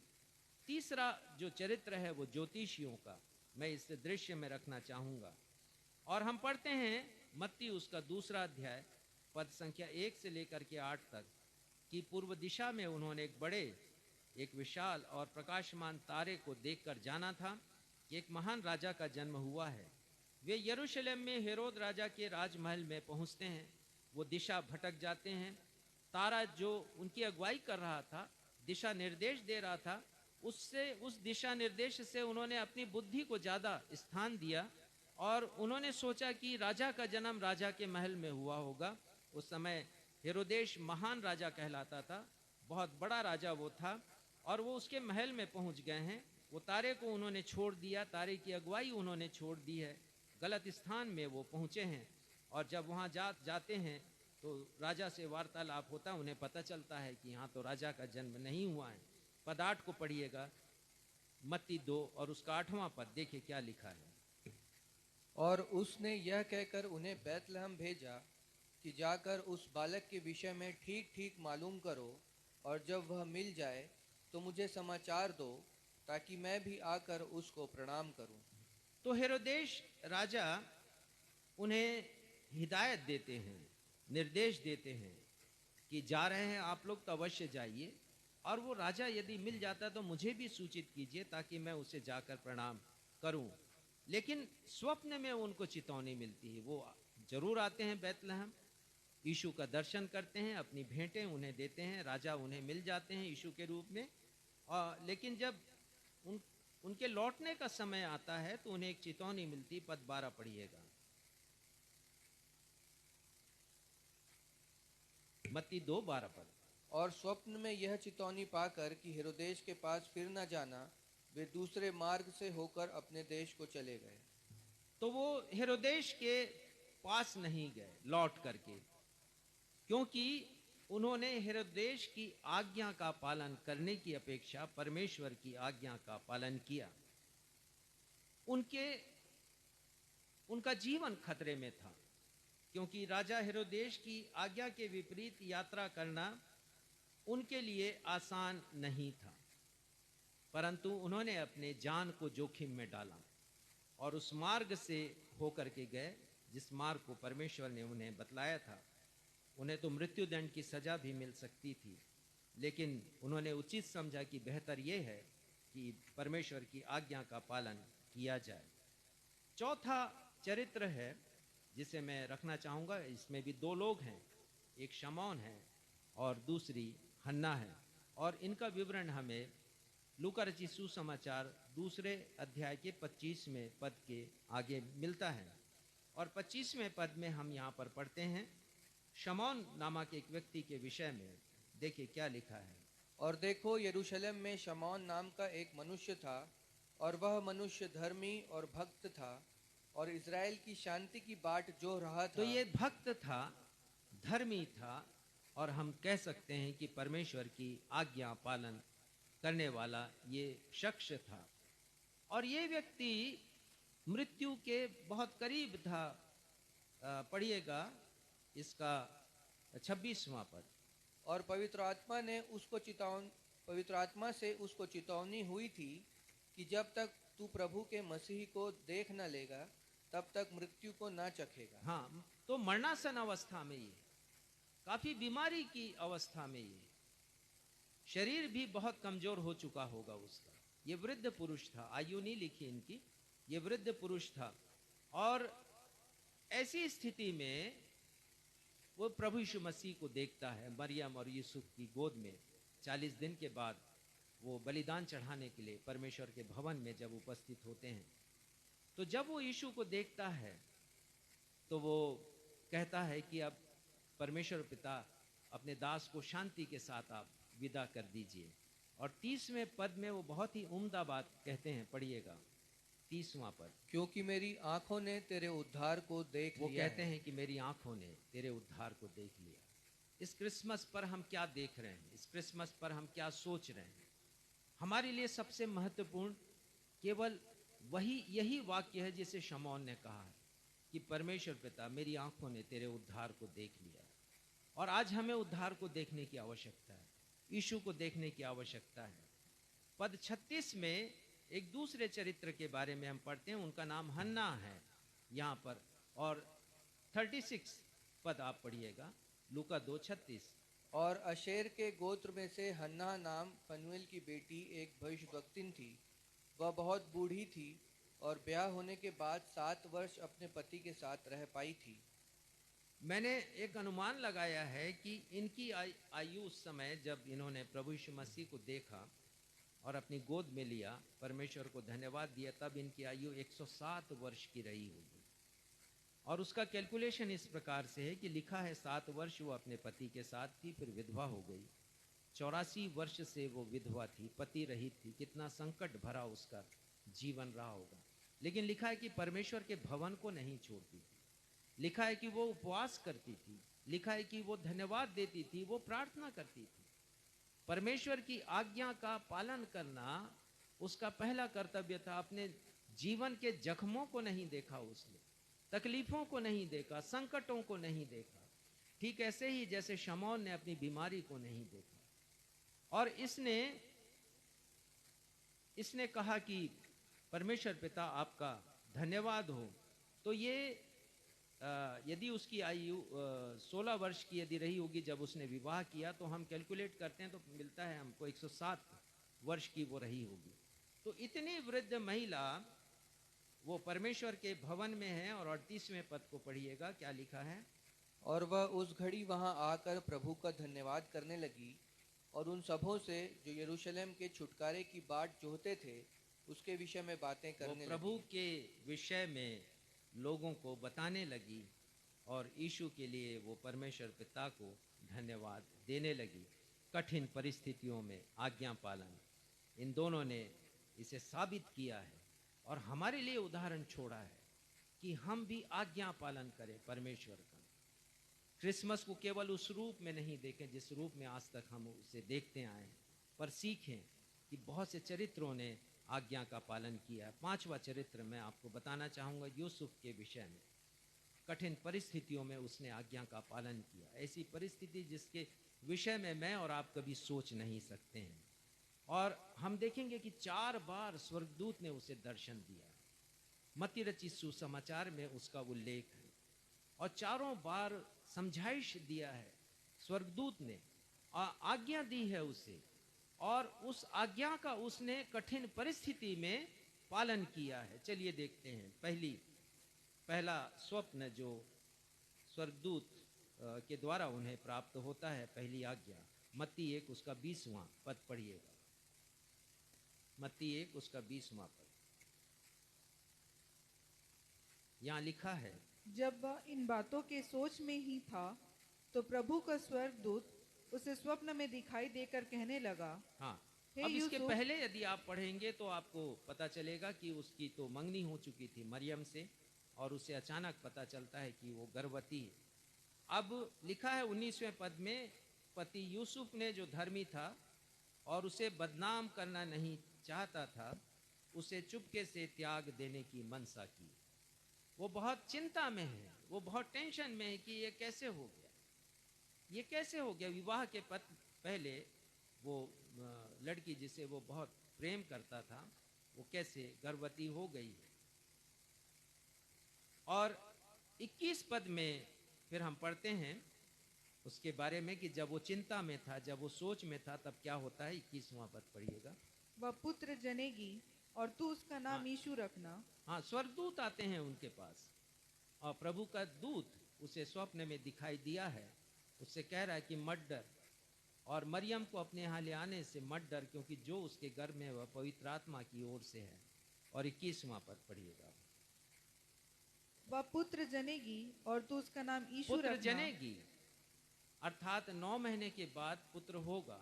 और बहुत बार जब ऐसी परिस्थितियां आती हैं तो हम जानते हैं कि बहुत से लोग एबॉर्शन करा लेते हैं, और इस वचन के द्वारा हम समझ रहे हैं कि गर्भपात नहीं होगा यूसुफ।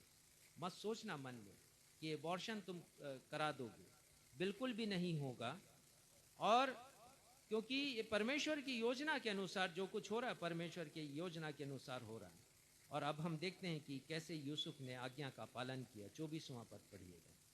तब यूसुफ नींद में जागकर प्रभु के दूत की आज्ञा के अनुसार अपनी पत्नी को अपने यहाँ ले आया। परमेश्वर की आज्ञा के अनुसार आज्ञा का पालन किया बहुत कठिन परिस्थिति में। चलिए दूसरी आज्ञा के विषय में हम पढ़ते हैं। दूसरे अध्याय का 13वां पद।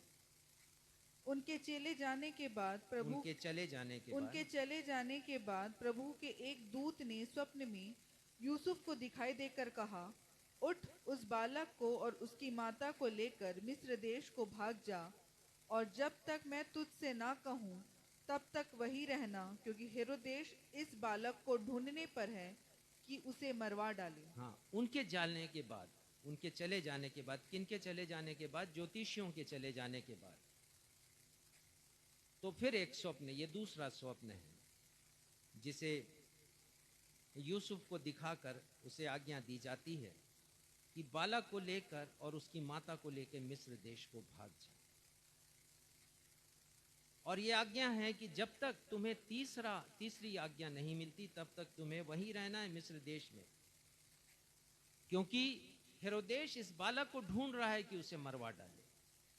तो उसके ऊपर संकट है, उसके बालक के ऊपर, प्रभु यीशु मसीह के ऊपर तलवार लटक रही है। और तलवार ये लटक रही है कि हेरोदेश चाहता है कि वो उस राजा को जो उत्पन्न हुआ है उसे वो मार डाले।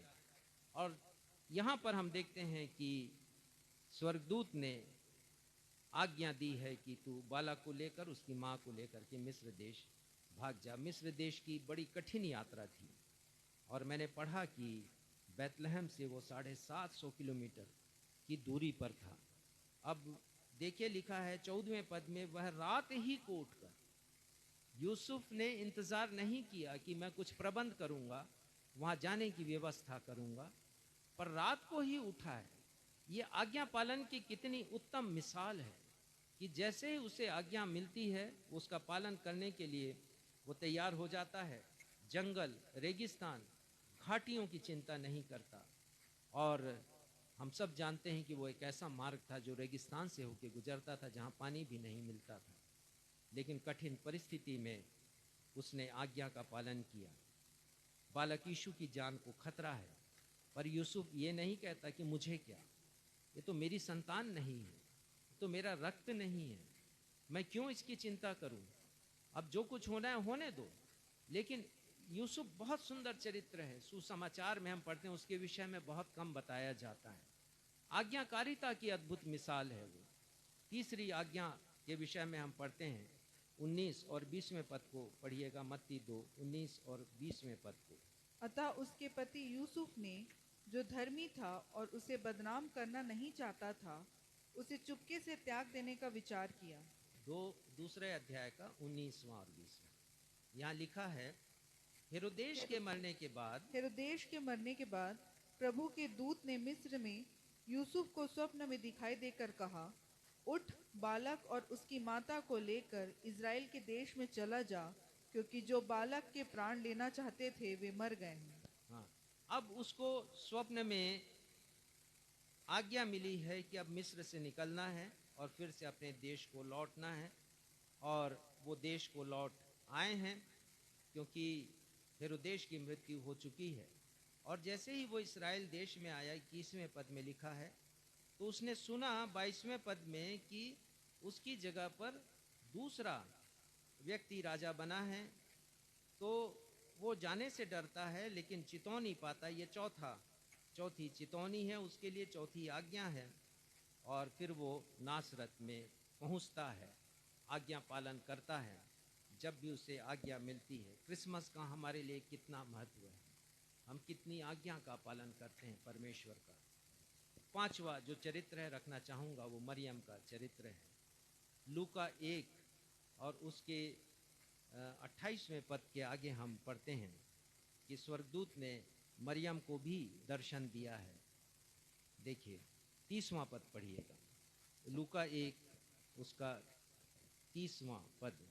स्वर्गदूत ने उससे कहा, हे मरियम, भयभीत न हो, क्योंकि परमेश्वर का अनुग्रह तुझ पर हुआ है। हाँ, हम यहाँ पर पढ़ते हैं कि जिब्राइल स्वर्गदूत मरियम के पास पहुँचते हैं। आने का उद्देश्य यही है कि परमेश्वर चाहते हैं कि मरियम की स्वीकृति मिल जाए।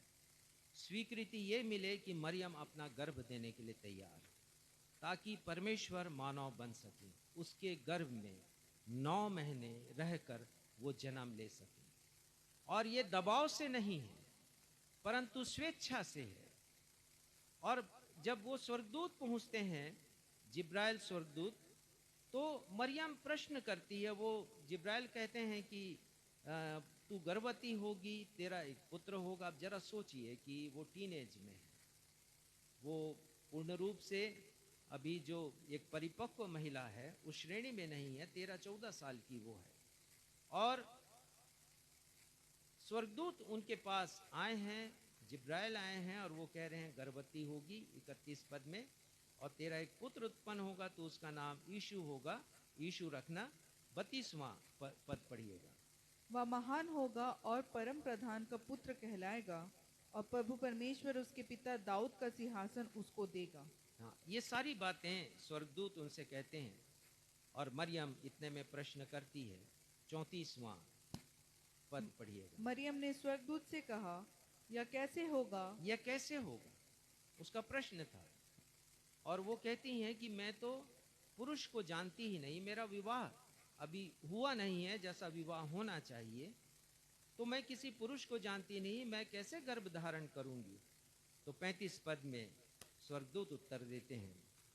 स्वर्गदूत ने उसको उत्तर दिया, पवित्र आत्मा तुझ पर उतरेगा और परम प्रधान की सामर्थ तुझ पर छाया करेगी, इसलिए वह पवित्र जो उत्पन्न होने वाला है परमेश्वर का पुत्र कहलाएगा। हाँ, वो कहते हैं कि परम प्रधान की छाया तुझ पर होगी, पवित्र आत्मा तुझ पर उतरेगा, और इस प्रकार तू गर्भ धारण करेगी। और 37 पद में वो एक मजबूत पक्ष रखते हैं परमेश्वर की तरफ से। पढ़िएगा 37। क्योंकि जो वचन परमेश्वर की ओर से होता है वह प्रभाव रहित नहीं होता। हाँ, वो कहते हैं कि परमेश्वर का वचन जो है वो प्रभाव उत्पन्न करने वाला वचन है। अंग्रेजी में यदि आप पढ़ेंगे तो उसमें लिखा है, for nothing will be impossible with God, nothing is impossible to God. परमेश्वर के लिए कोई भी बात असंभव नहीं है। और उसके बाद 38 पद में हम स्वीकृति देखते हैं, मरियम की स्वीकृति, किस प्रकार से वो आज्ञा का पालन करती है। पढ़िएगा 38वां पद। मरियम ने कहा, देख मैं प्रभु की दासी हूँ, मुझे तेरे वचन के अनुसार हो। तब स्वर्गदूत उसके पास से चला गया। वो कहते हैं कि मैं प्रभु की दासी हूँ। कितना अच्छा शब्द है ये, दासी हूँ। दासी की कोई इच्छा नहीं होती। इंग्लिश में इसके लिए सर्वेंट शब्द आया है। दासी का मतलब ही है कि उसे आज्ञा पालन करना है, और वो कहती हैं कि मैं आज्ञा का पालन करने के लिए तैयार हूँ। और यदि आप पढ़ें इब्रानी 10 और उसका 5वां पद, तो यहाँ पर लिखा है, इसी कारण वह जगत में आते समय कहता है कि बलिदान और भेंट तूने ना चाही, पर मेरे लिए एक देह तैयार किया। परमेश्वर पिता ने एक देह तैयार किया, और वो देह मरियम की देह है। और मरियम स्वीकृति देती है कि मैं उस महान की माता बनने के लिए तैयार हूँ, परमेश्वर के पुत्र की माता बनने के लिए तैयार हूँ। और इसी के कारण मरियम धन्य कहलाई, आज्ञा पालन करने के द्वारा। मुझे तेरे वचन के अनुसार देख, मैं प्रभु की दासी हूँ। और अंतिम जो चरित्र है वो प्रभु यीशु मसीह का। लेकिन इसके पहले जो 6 चरित्र जिसके ऊपर हमने विचार किया है उसके बारे में कुछ बताना चाहूँगा। यदि इन 6 चरित्रों के विषय हम विवेचना करें तो पाएंगे कि ये 6 चरित्र समाज के सभी वर्ग का प्रतिनिधित्व करते हैं। सभी समाज के, चाहे किसी भी जाति के क्यों ना लोग हों और किसी भी वर्ग के लोग क्यों ना हो, सभी का प्रतिनिधित्व ये 6 चरित्र करते हैं। देखिए, इसमें धर्मी लोग हैं। धर्मी लोग में हमने पढ़ा जकरिया के बारे में, इलीशिबा के बारे में, शमौन और हन्ना के बारे में हमने पढ़ा, मरियम यूसुफ के बारे में हमने पढ़ा। ये धर्मी लोग हैं, ये धर्मी लोगों का प्रतिनिधित्व करते हैं। इसमें गडरियों के विषय में हमने पढ़ा, जो परित्यक्त, अभागे, विपन्न और गरीब अभाव में रहने वाले लोग हैं, उनका प्रतिनिधित्व वो करते हैं। और इसमें ज्योतिषी लोग भी हैं जो कि अन्य जाति हैं और वो धनवान हैं, ज्ञानी हैं, बुद्धिजीवी हैं, ऐसे लोगों का प्रतिनिधित्व वो करते हैं। तो मेरे कहने का मतलब ये है कि हर वर्ग के लोग के लिए उचित है कि परमेश्वर की आज्ञा का वो पालन करें, चाहे परिस्थितियां कितनी भी कठिन क्यों ना हो। दूसरी बात, हमें ये भी ज्ञात होता है कि सभी आयु वर्ग के लोग इसमें हैं। तो कोई जवान ये ना कहे कि मेरे लिए उचित नहीं है कि मैं आज्ञा पालन करूं। इसमें हम युवा को देखते हैं। इसमें मरियम है और बहुत कुछ तो यूसुफ के विषय में भी हम कह सकते हैं। तो मरियम सबसे ज़्यादा युवा हैं। इसमें वयस्क लोग भी हैं, गडरिये हैं, ज्योतिषी हैं, और इसमें वृद्ध लोग भी हैं, जकरिया है और इलीशिबा है। तो परमेश्वर की आज्ञाओं का पालन करने के लिए मैं और आप बहाना नहीं बना सकते हैं, बिल्कुल नहीं बना सकते, क्योंकि हमारे सामने एक और चरित्र है और वो चरित्र प्रभु यीशु मसीह का है। वो सबसे प्रखर है, वो सबसे प्रकाशमान है, सबसे उज्जवल है और अतुलनीय चरित्र है। हम उनके बारे में पढ़ते हैं कि उन्होंने स्वर्गीय सिंहासन को त्याग दिया और बैतलहम के गौशाले की चरनी को चुना है कि वो उनका पालना बन जाए। और ये बड़ा अद्भुत है, ये बड़ा अद्भुत है। परमेश्वर के लिए जो सृजनहार है, पालनहार है और तारणहार परमेश्वर, वो ऐसे स्थान में को चुने और वहाँ पर जन्म लें और ऐसे स्थान में उन्हें रखा जाए जो बिल्कुल भी मनुष्य के रखने के योग्य नहीं है। प्रभु यीशु की आज्ञाकारिता की महानता पर संत पौलुस ने गीत लिखा है और इस गीत को थियोलॉजी की भाषा में क्रिस्टोलॉजिकल हिम कहते हैं। और इसका उल्लेख वो फिलिपियों 2 उसके 5वें से 11वें पद में करते हैं, जो आज हमने पाठ पढ़ा नए नियम में से। प्रभु यीशु मसीह की प्रशंसा का वो बयान करते हैं और हम देखेंगे उसके कुछ पदों को। पद 8 को पढ़िएगा, फिलिपी 2 और उसका 8वां पद। और मनुष्य के रूप में प्रकट होकर अपने आप को दीन किया और यहाँ तक आज्ञाकारी रहा कि मृत्यु, हाँ क्रूस की मृत्यु भी सह ली। हाँ, ये प्रभु यीशु मसीह की महानता को दर्शाने वाला है। 6वें पद में वो लिखते हैं इस गीत में, जिसने परमेश्वर के स्वरूप में होकर भी परमेश्वर के तुल्य होने को अपने वश में रखने की वस्तु नहीं समझी। परमेश्वर के तुल्य थे वो, लेकिन कभी भी उन्होंने परमेश्वर के तुल्य अपने आप को समझा नहीं, दीन किया उन्होंने। 7वें पद में अपने आप को शून्य कर दिया, खाली किया प्रभु यीशु मसीह ने। जो गुण परमेश्वर के थे उन गुणों का उन्होंने त्याग किया, छोड़ा और मनुष्य की समानता में वो हो गए। और 8वें पद में जिसे पढ़ा गया भी हमारे सामने कि मनुष्य के रूप में प्रकट होकर उन्होंने अपने आप को दीन किया, छोटा किया और यहाँ तक वो आज्ञाकारी रहे। प्रभु यीशु मसीह आज्ञाकारी रहे। तो इससे अच्छी मिसाल हमारे लिए क्या हो सकती है कि जिस उद्धारकर्ता के पीछे मैं और आप चल रहे हैं वो स्वयं आज्ञाकारी रहे और यहाँ तक आज्ञाकारी रहे। लिखा है कि मृत्यु, हाँ क्रूस की मृत्यु भी उन्होंने सह ली।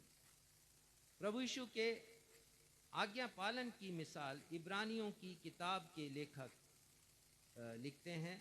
हम फिर से आ जाएं, इब्रानी उसका 10वां अध्याय और उसके 6वें पद में प्रभु यीशु मसीह की आज्ञाकारिता के मिसाल का वर्णन करते हैं इब्रानी के लेखक। और लिखा है वहाँ पर 10वें अध्याय का 6वां पद पढ़िएगा। होम बलियों और पाप बलियों से तू प्रसन्न नहीं हुआ, तब मैंने कहा देख मैं आ गया हूँ। प्रभु यीशु मसीह ने कहा कि मैं आ गया हूँ मनुष्य के रूप में, मैं तैयार हूँ, मुझे भेजिए, मैं जाऊँगा ताकि मैं मनुष्यों को बचा सकूँ, उन लोगों को बचा सकूँ जो पाप की दुनिया में हैं, उन लोगों को मैं बचा सकूँ। और प्रभु यीशु मसीह के विषय में वो कहते हैं कि उन्होंने कहा देख मैं आ गया हूँ। और उसके बाद पढ़िएगा 9वां पद, फिर यह भी कहता है कि देख मैं आ गया हूँ ताकि तेरी इच्छा पूरी करूँ। वो कहते हैं कि मैं आ गया हूं ताकि तेरी इच्छा को पूरी करूं, तेरी इच्छा को पूरी करने के लिए, तेरी आज्ञा को मानने के लिए।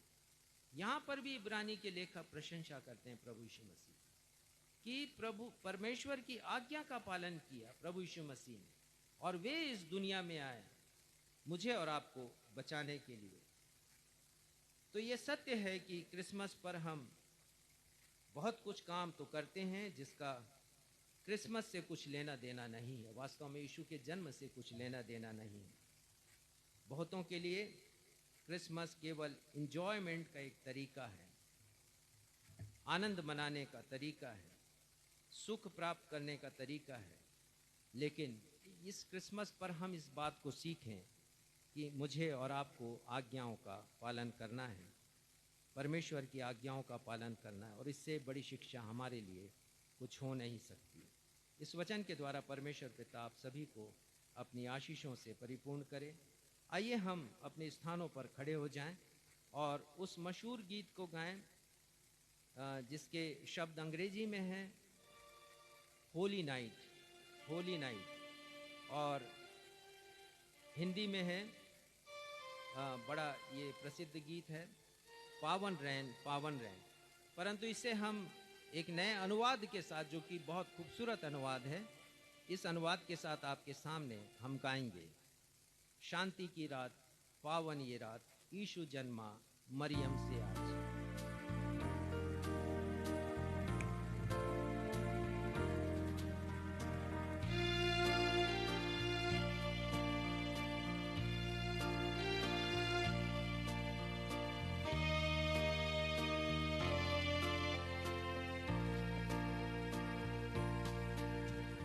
शांति की रात पावन ये रात, यीशु जन्मा मरियम से आज आया तारणहारा इस धरती पर। गाएं सब गीत पुलकित होकर, लाया यीशु सुख की सरगम, यीशु का हो स्वागतम। लाया यीशु सुख की सरगम, यीशु का हो स्वागतम।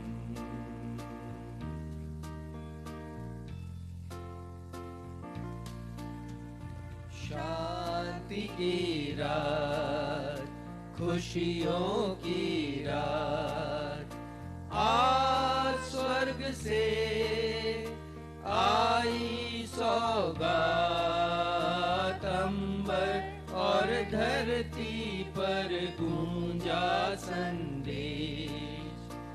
आया वो बालक जो सबका विशेष, यीशु आया मुक्ति लाया, हर दिल नवजीवन लाया।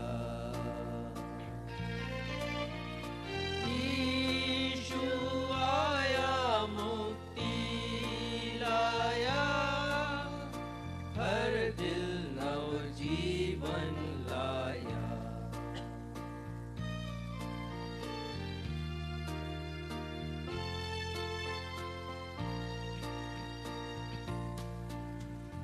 शांति की रात जीवन की रात, ईश्वर का पुत्र शांति का दूत, इस जग को दिखलाने सच का रास्ता। ईश्वर की आभा को सब में भरता, जीवन दाता आया, यीशु सुख शांति लाया। यीशु जीवन दाता आया, यीशु सुख शांति लाया। हे हमारे पिता, हम धन्यवाद देते हैं प्रभु यीशु मसीह इस दुनिया में जीवन दाता बन करके आया। प्रभु यीशु मसीह मुक्ति लेकर के आया। पिता, प्रभु यीशु मसीह के रूप में हमने उद्धार को देखा है हमारी इन आंखों ने। हम धन्यवाद देते हैं पिता, वचन के द्वारा आज आपने हमारी सहायता की और हमें शिक्षित किया है आज कि हमें भी आज्ञा पालन करना है। परिस्थितियां चाहे कितनी भी विकट क्यों ना हो, परिस्थितियां चाहे हमें कितनी भी मजबूर क्यों ना करें, हमें झुकना नहीं है। पिता, हमें उन स्थितियों की तरफ नहीं जाना है जहां पर आप नहीं चाहते कि हम जाएं, परंतु हम आपकी आज्ञाओं का पालन करें। इन 7 चरित्रों के द्वारा हमने अच्छी तरह सीख लिया पिता कि आज आप हमसे कहना चाहते हैं कि क्रिसमस का यही अर्थ है कि हम आपकी आज्ञाओं का पालन करें।